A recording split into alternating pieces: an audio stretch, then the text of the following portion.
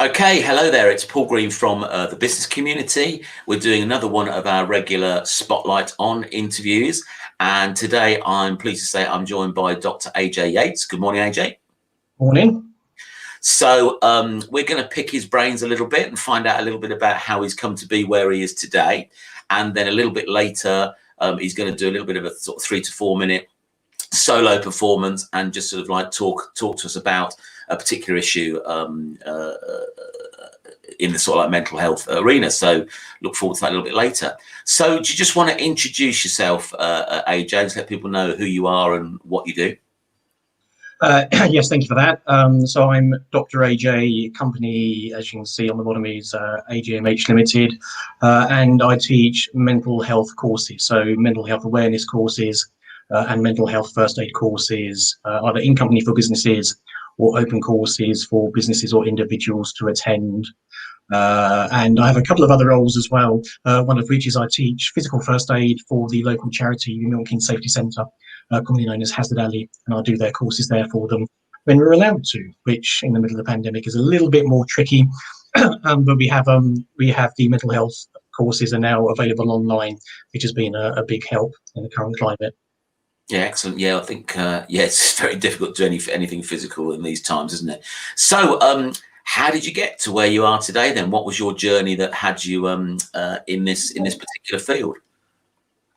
Yeah, it was a bit of a circuitous route, really. When I was young, I was told that I joined St John Ambulance for a number of reasons. One being that I had a friend in St John, one being that I think I was told that women go to the men in uniform.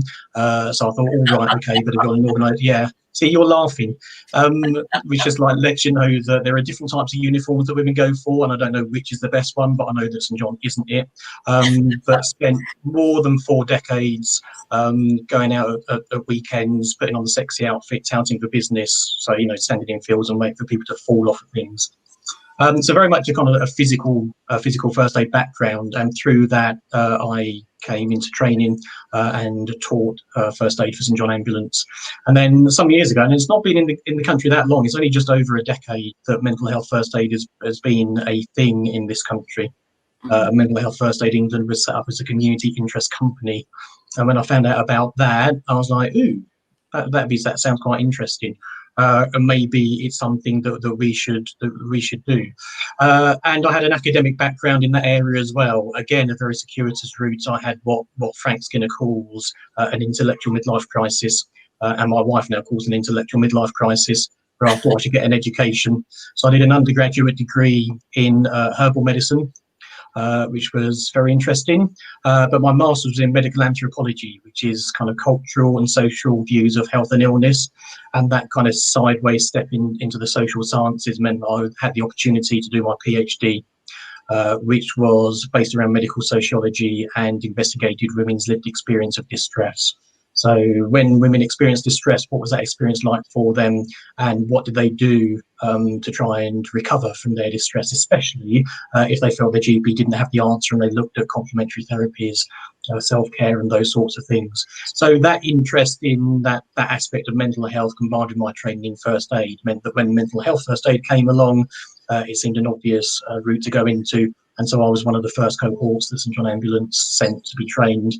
And once I'd done that, I thought, I quite like doing this. Maybe I should do it on my own, and set up AJ Limited, and which is why I'm here. So how long? When did you set up AJ? How long have you been doing that? It's just come up to 3 years, which has been an interesting 3 years. COVID-19 wasn't part of the business plan when I first started, but in terms of work-life balance, there is a lot to be said for having your own business. But like every business owner knows, there's pluses and minuses. But yeah, I've not regretted the decision. So I think you just sort of said that mental health sort of issues have only really come into the fore in the last sort of like decade. Why do you think that is? What's had it be more people be more aware of mental health issues? Well, I mean, traditionally, it's something that we've not spoken about very much. It's certainly something that we're getting better at speaking about. And we noticed that on the mental health first aid courses. One of the exercises near the start of the course is just to ask the delegates, what does mental health mean to them? And when I first started teaching mental health first aid, invariably the delegates would go off into breakout rooms or into little groups, and they would start talking about depression and anxiety and maybe some of the other mental illnesses they'd heard of. But that wasn't the question. It wasn't what does mental illness mean to you? What does mental health mean to you? But they immediately focused on the negative aspect of mental health. Whereas these days, if I ask the question, generally people do talk about it. It's the way they feel, it's the way they cope with stresses of everyday life, and it's what they do to stay mentally healthy, which is a much more positive way of looking at it. So we are getting better at reducing that stigma, but it's just traditionally something we've not really spoken about. And when you consider that I teach first aid at work, and the First Aid at Work, etc. Act came out in 1974, then you can see that there's still a lot of catching up to do. And obviously we're used to first aid being mandatory in the workplace, whereas mental health first aid isn't as yet, although that is likely to change at some point in the future. So as we're recording this, we're in lockdown 3.0, I guess we would call it now. So obviously it's been quite a traumatic time for most, I guess, because I don't think anybody thought it would last this long, when we originally went into lockdown back in spring last year. What are your thoughts on the impact that it'll have on people's mental health, given the current climate? Yeah, there's definitely the potential for it to have a negative impact on people's well-being. But everybody's an individual, and for me, it's been quite interesting because our girl sort of moved back home between lockdowns last year, and being a young person, and quite often people think of young people as being quite mentally resilient. But in a way, the lockdowns had much more of an impact on her because essentially she has a life, whereas I don't. And you can give me a cup of tea and flick me down in front of Strictly, and I'll be quite happy. Whereas when you're used to going out and seeing friends and meeting up, then it's a much bigger change to your everyday life. But some people, are quite happy from working from home. They like the feeling of security and the fact they don't have to go out. But some people do miss going into an office. They miss that kind of social network. And so it's very variable, but certainly there's definitely the potential, the more isolated you are, for it to have a negative impact on your well-being, and is certainly something that businesses and business owners need to be aware of. So have you had to adapt your business model then? Because I guess the first aid courses, the mental first aid courses you were doing were in the physical world. Have you moved those online? How has that been for you? Yeah, and it's been a bit of a steep learning curve. I was in the fortunate position that because the business was so new, I had what I believe is known as a portfolio CV. So I had a couple of other income streams. So I had the physical first aid teaching, I had the mental health courses, but I also worked 2 days a week for a charity at the College of Medicine. And in doing so, it meant that there was an alternative income stream that kept me sane and solvent through that first lockdown. Because you're right, the courses I was teaching all dried up and just couldn't be run at all. So as the restrictions have eased, then some of the first aid training has been able to go ahead, and given their due, they've been brilliant at making a safe space for people to have their training. But Mental Health First Aid England saw the issue and immediately put a lot of effort into transferring the mental health courses into the online sphere, which again has been a challenge for something new, and is something very different. But I think we're all getting used to working virtually and online now, and they are a brilliant resource to have. And the fact that people can still learn about sort of mental health awareness and how to support someone that's struggling with their mental health from the comfort of their own home has been a really bonus throughout the pandemic. Okay, and in terms of your a typical client for you, who are you looking to reach? Who are you looking to sort of like help with the sort of services you provide? I mean, it's true that we all have mental health, and there is no health without mental health. And because of that, at any stage, any one of us could become mentally unwell. So the businesses that normally would come to me are the ones that have maybe identified that there is an issue around mental health. Sometimes it concerns an individual member of staff that highlights the issue. Sometimes it's just a general feeling of the fact that they should be supporting mental health in the workplace, but maybe aren't quite sure of where to start. And sometimes it's the larger companies. So what they do is, because they are very aware of their their need to support well-being in the workplace, they sign up to mental health training. But sometimes it's the smaller companies, and the fact that maybe the CEO knows everybody individually, knows what struggles they're going through, and feels maybe more of a connection with the workforce, and they quite often want to support the well-being of the workers as well. So they come to me, and there's a few different routes. There are a few different courses, from a 4-hour introduction to mental health awareness through to the equivalent of the 2-day, which currently is being run as 4 live sessions online with some individual learning, which is the 2-day mental health first aid course. And the Mental Health First Aid England have just released an online mental health first aid champion, which is the equivalent of the 1-day course. But I also do a half-hour introductory session, so either online or going into companies if they wanted just to have a bit of a PowerPoint and a chat about what is mental health, why is it important in the workplace, and what they can do to help support that. Then I think it's important because a lot of owners or businesses, they have a desire to support mental health and well-being, but it's very new to them and they don't really know where to start. So if I can point them in the right direction, then that's all to the good. One thing that I think you're very skillful at, when I've seen you do your sort of networking introductions, is bringing humour into it. And I know it's a serious subject, but I think, what are your thoughts on that? You've obviously put some thought behind the sort of like 45-second intros that you do, and to my view, that's helped you be engaging, and people have probably learned more about mental health by the way you approach it than maybe just being sort of like quite straight-laced about it. So obviously my view is that you put some thought into those things. So how do you go about doing that and coming up with something creative to do for your 45-second introduction? I mean, the 45-second introduction, I've no idea where those things come from. I'll just wake up in the middle of the night and think, oh, maybe I could do this. But in terms of the training, the more you do it, the more you get used to where there's an option to introduce some humour. And we've always done that with the physical first aid training, and anyone that's been on a first aid course with a trainer that's worth their salt would know that generally you're there for a day or 2 or however long. And I feel that I would have failed as a trainer if you don't come away having had a bit of a chuckle, because it can be a dark subject, and we know that the emergency services have a very sort of like dark humour, because they need coping strategies for the type of jobs that they do, and humour is one of the ways of releasing that safety valve, as it were. And with the mental health first aid, it's true that some of the topics that we discuss are quite dark topics to discuss, and not normally discussed, like eating disorders or self-harm or suicide. But it's not so much that we are making light of those topics and that we are having a laugh about suicide, because it affects so many people in such tragic circumstances that it's not something to be taken lightly.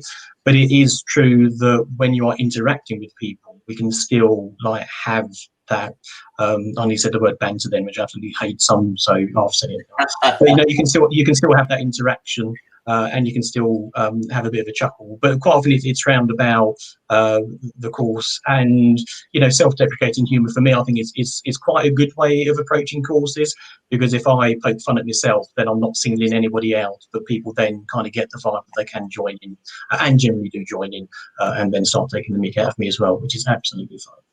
Yeah, I think humour has been very important, particularly in the last 9 months more so, because I think people need a bit of a laugh and a bit of cheering up, don't they? It's sometimes hard to do on platforms like this. You mentioned banter. Banter's quite hard to do on Zoom and platforms like that, because you just don't get that interaction that you get in the physical world. But yeah, I think humour is an important aspect. So I talk about people's sort of like why, what gets you out of bed in the morning, what drives you. What would you say is your why? It's the fact that I'm very fortunate in the fact that I love what I do. I enjoy teaching. I enjoy the interaction, and I am quite passionate about the things I teach. So I wouldn't start to teach something that I wasn't passionate about or didn't feel that I had a lot of knowledge about, because I hate kind of being chucked in the deep end and talking about something that I don't feel confident about. And I think that comes across. But having done so many years in St John dealing with physical and mental health issues as well, I see the impact that these things have, and why for example, first aid isn't taught in schools as a mandatory thing is beyond me. Lots of schools will do that now, but they don't have to. And yet I've taught first aid to school children who love it. They love rolling around on the floor with each other. And if you can get them at age 9 and teach them the recovery position, it kind of sticks. And they will remember that 20 years later, which is just brilliant. But also mental health, the fact that we all have the mental health, and the fact that we can all struggle with our mental health at some point, but traditionally we're not spoken about it. And the biggest thing is reaching out and getting help. That's the hardest step, and there are lots of barriers to people doing that. But if we can reduce the stigma, then people are more likely to seek help sooner.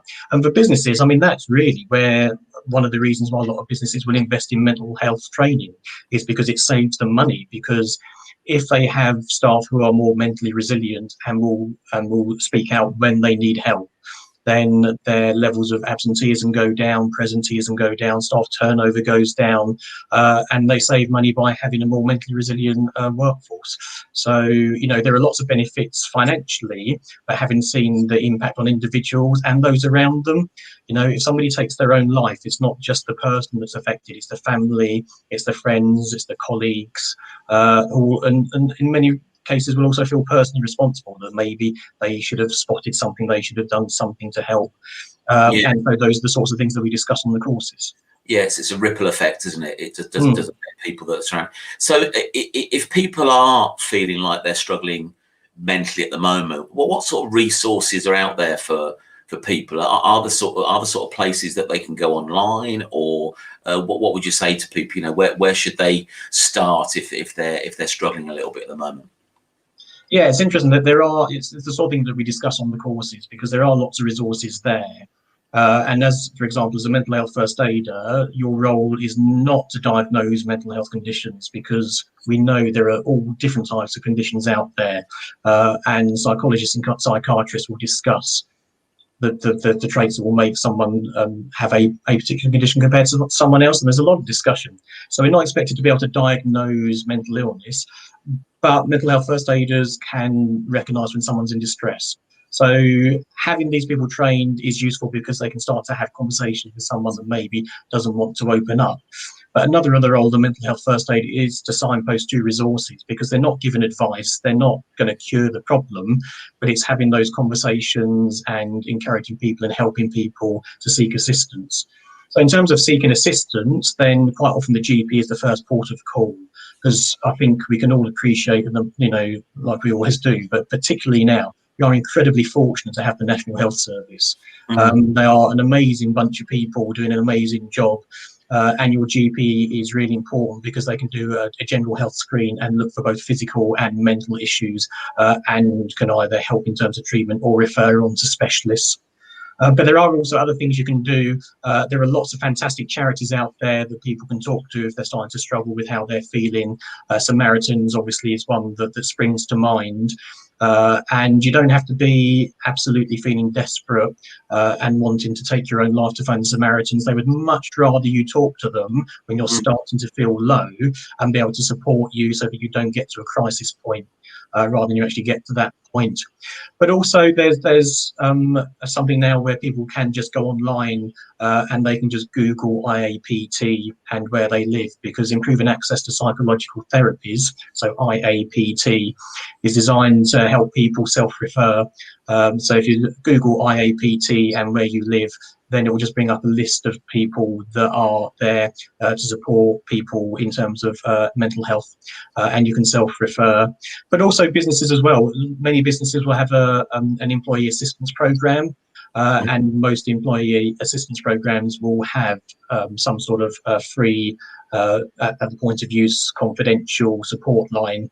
And so what I always say to people when they come on the courses is, if you want to reduce stigma, it's a really good time to go back and say, oh, so I wasn't in the office yesterday. This is what I was doing. This is the course that I did, and this is what I mean. This is what it means to be mentally aware. And we did it because, as a business, we support mental health. We don't just have these people doing the training. We also have, and then they list the resources that quite often are available, but people forget about, because you get told about the employee assistance program on your induction day. But when I started a business, I just want to know when my lunch break is. Mhm. and maybe where the toilets are. And if I'm feeling sort of really professional, then where's the fire exit? And generally everything else goes over my head. So again, for employers, it's just reminding them to remind everybody else that they may well have resources that are available that people can use, and don't even have to tell their employer about it. So I guess the message is, there are resources available. People have just got to reach out and sort of see what's there to help them. You've probably got competitors in your field. There's probably other people working in this area. Well, what would you say makes you different from your competitors? What has you stand out? Yeah, it's an interesting question, because the mental health courses I teach are all written and validated by Mental Health First Aid England. So like I said, they're the community interest company that writes these courses, does all the certification for the courses, and then trains trainers to go out and teach it. Obviously, I'm one of those trainers. So there are lots of people out there, but I think it's partly my training background, because I spent so much time stood in front of people, chatting away, having a bit of a laugh and getting information across. Also, my doctoral research was really important, because you've got the core material in the course, which is fine, but having people's stories that you can use to illustrate the points is really powerful. So that's something I'm very keen, if people were happy to do so when they come on the course, is to find out their experiences. So of course, talk about confidentiality, and what's mentioned on the course stays on the course. But if someone has experience, or either personally or someone they know, for example, having an eating disorder, that experience can really help people get a grip on what otherwise might be something written in a book or on a PowerPoint slide. And I did an in-company one-day course a couple of years ago, and the venue that the business had booked, the people there had also done the one-day course. And I said to the catering manager, I said, "Oh, right, okay, well, if you've done the one-day course, it's going to be the same course as we're going to do today." And they were coming in and out with food and drinks throughout the day. And at the end of it, she said to me, "That was a lot more interactive than the course we did." And it made me realise that, you could go and do the training, and you could just do the PowerPoint presentation, and it would be death by PowerPoint. And so it's the background in terms of training skills. I've got a teaching qualification, and the research and other people's stories that I think brings the course to life. Mm-hmm. Yeah, they've got to be engaging, and they no one wants death by PowerPoint these days. So obviously the biggest challenge for most small businesses in recent months has been the pandemic. But outside of that, in the 3 years that you've been in business, what would you say has been your biggest challenge that you've had to face? I mean, the pandemic is definitely the biggest one, because things were going along quite nicely, and the business had become profitable, and last year was going to be the year that I thought it would really start to take off, and then the pandemic did hit. So that really has been the biggest thing. I suppose the other thing is for me is trying to differentiate myself from other people that are essentially, on the face of it, teaching the same course. Mm-hmm. So, I'm confident that I am, skilled at what I do, but why should people come and see me? And so getting that message across has been the biggest challenge, I would say. And yes, and as time goes by, Mental Health First Aid England, God love them, are still training trainers. And I can see the reason why, because if mental health first aid does become mandatory in the workplace, there'll be like huge numbers of people that require training. So there will need to be a lot of trainers. But yeah, but just standing out from the crowd has probably been the biggest single challenge. Okay. Going back on what we touched on earlier about, mental health awareness becoming more into the fore in recent years. Do you think that's because more celebrities, people in the public eye, are acknowledging that they've got mental health? I think Stephen Fry comes to mind, for example, a few years ago, talked about, the issues that he's faced in his life. Do you think that's helping when celebrities make it a little bit, I don't know what the word is, a little bit more normal for you to be suffering from sort of mental health issues, because it's not an abnormality, is it? It is an illness. It is something that, you've got no control over. So did you think that helped when celebrities come out, as it were? Yeah, it's interesting, because if someone breaks their leg, then, we like broken legs. We like the fact that we can see a plaster cast. We like the fact that kind of validates why that they're ill. It's a little bit more difficult with things that you can't see, like pain or mental illness. And I think sometimes people, and I've certainly seen it on social media, people suggesting that some celebrities are jumping on the mental health bandwagon. All right. Okay. But I think it is useful, and members of the royal family, for example, very high profile, are really useful. People like Stephen Fry. The BBC has done a lot of very good documentaries, and again, it's around about people's lived experience, which obviously I love. But for example, local hero here, Nadia Hussain, did a documentary about anxiety. And again, it's a real eye-opener for a lot of people, because if you've never experienced anxiety or depression to that extent, how are you meant to know what it feels like? And I think for a lot of people, when they learn about depression, for example, the fact that people physically can't get out of bed is a bit shocking. It's like, well, it's you feel low, it's in your head. Why can't you physically get out of bed? But there's a real physicality to a lot of mental illness that I think surprises a lot of people. And so hearing about those stories, I think are useful. And also, to a certain extent, people like Caroline Flack, bless her, it's when somebody famous takes their life. Again, unfortunately, suicide is worryingly common at the moment. And I'm sure the figures are only going to get worse as we realise the impact that the pandemic has had on people's mental health.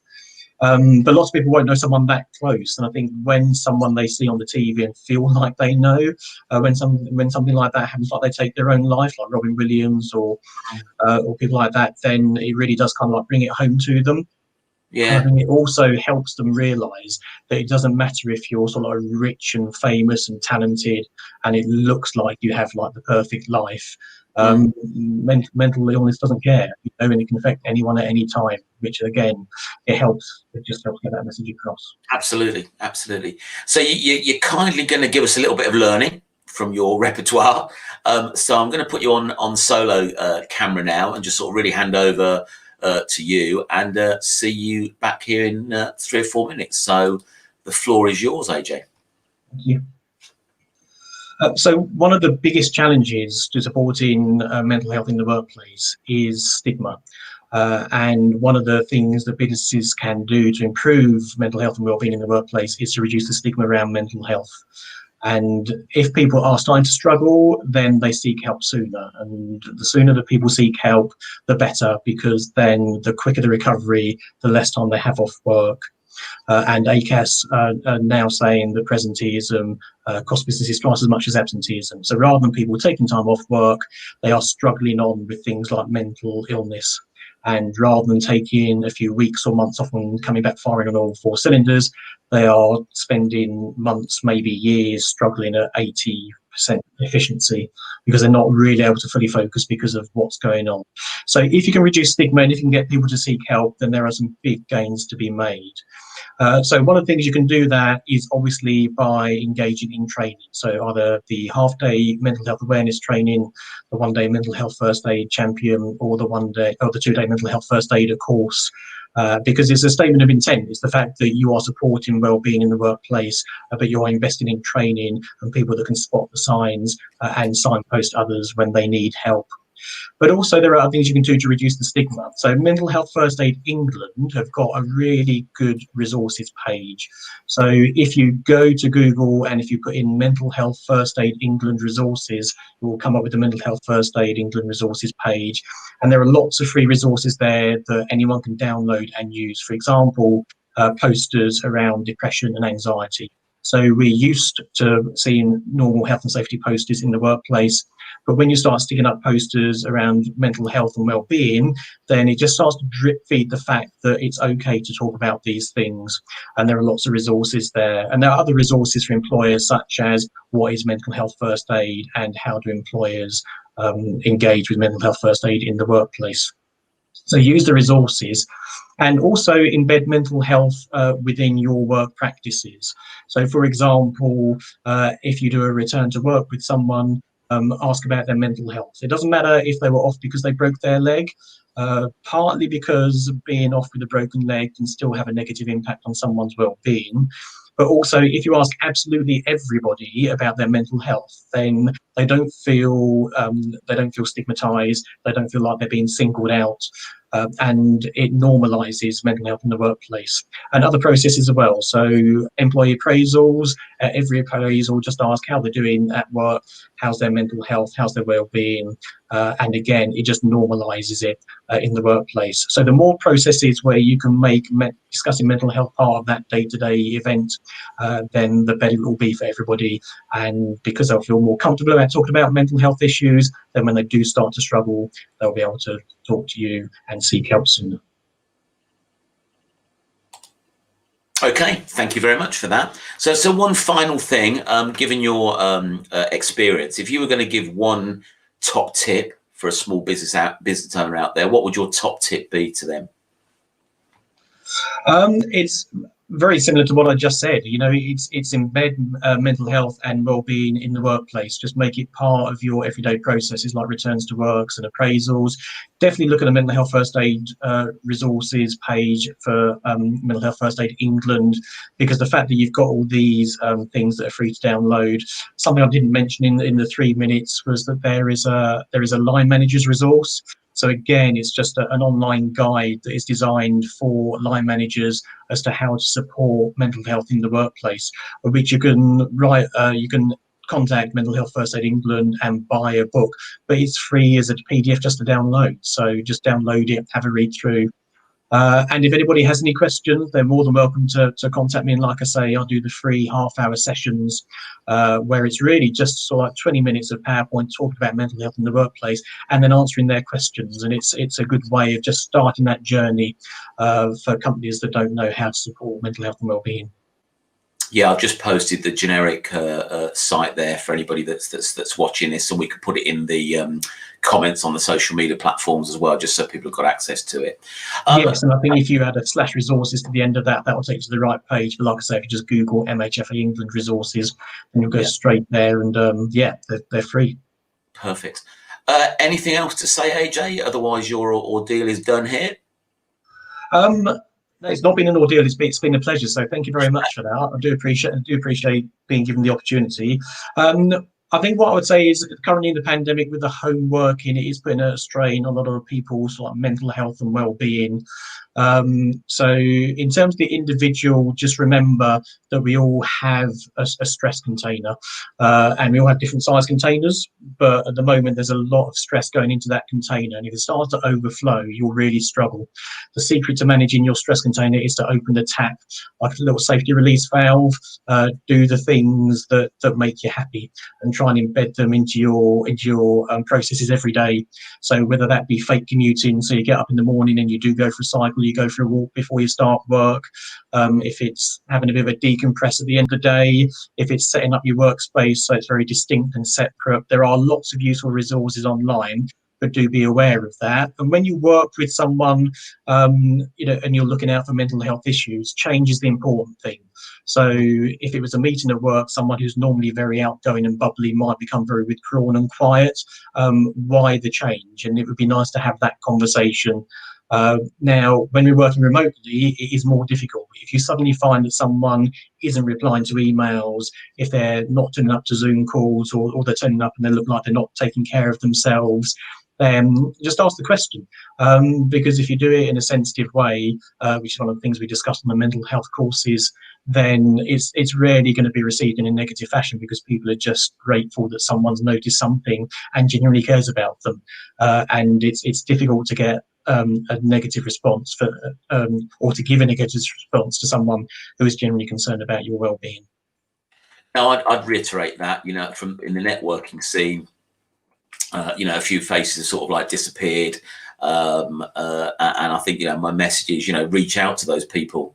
Just, pick up the phone, drop them a line, just check in with them. I know for some, the online stuff doesn't work for them. That's fine. But even so, I think it's useful to, connect with those people just to make sure they're okay. And as you say, my experience is that most people are happy for that, that they appreciate you, that you're paying attention and, care about them. I think that's what's been quite nice during this pandemic is, little stories of cards being sent and, gifts being sent and received and things like that. I know I've partaken in that on both sides. I've received cards and gifts and I've sent stuff out there just to let people know that, if they're having a a shit time at the moment, that, you know, people are thinking of them and are supportive and will do whatever they can, you know, to help them through these times. So I think, yeah, I think reach out is the message, isn't it, really? Yeah, and what you just described is a really nice way of doing it, because unfortunately we're pre-programmed not to give a genuine answer when someone asks how we are. Because if we were working together, Paul, and if we went into the office that morning and I said, "You're right, Paul," what would your response be? Well, we will go, fine, yeah, fine, yeah, Yeah, not bad. and to be fair, that's the socially acceptable response. Because if I say, "You're right, Paul," the one thing I do not want you to do is to tell me how you are, because that's not how we play the game in this country. It's just, you know, "Are you all right?" It's just another way of saying hello. And so, "You're right," like, "Yeah, fine," is the socially accepted response. But if you say, "Yes, I'm fine," and I say, "No, no, seriously, Paul, like, how are you doing?" then there's an intentionality there. And so it's like just reiterating that it's not just your normal "Hi, how are you?" Kind of conversation. It's you know, I'm concerned about your well-being, and I just want to make sure that you're doing okay. How are you coping at the moment? Well, a few years ago, you know, I'm sure you've seen it, you know, someone told me the definition of fine was effed up, insecure, neurotic, and emotional, which is probably right. You know, fine is just the dismissive thing, isn't it? Or, you know, okay, or not too bad. And yeah, sometimes if you see something in somebody, you know, you need to sort of delve a little bit deep, you know, appropriately, and yeah, just that really, you know, just to make sure you're not encroaching on their space too much. But yeah, I think most people are appreciative of that, you know, helping hand or that helping conversation, or just letting them know they're not alone at the end of the day. Yeah, because the other issue with everybody saying they're fine is it means that we think everybody's fine. So that when we start to struggle, we're a bit weird and a bit abnormal, because why am I feeling down and anxious when everybody else is fine? But you're right, they're not. It's just what they're saying, and it's the front they're putting up. Yeah. So breaking down that barrier, yeah, just talk to them, have the conversation. Okay. Thank you very much, Dr. AJ. Your work is done here. Thank you. No, thank you. Have a good rest of the day.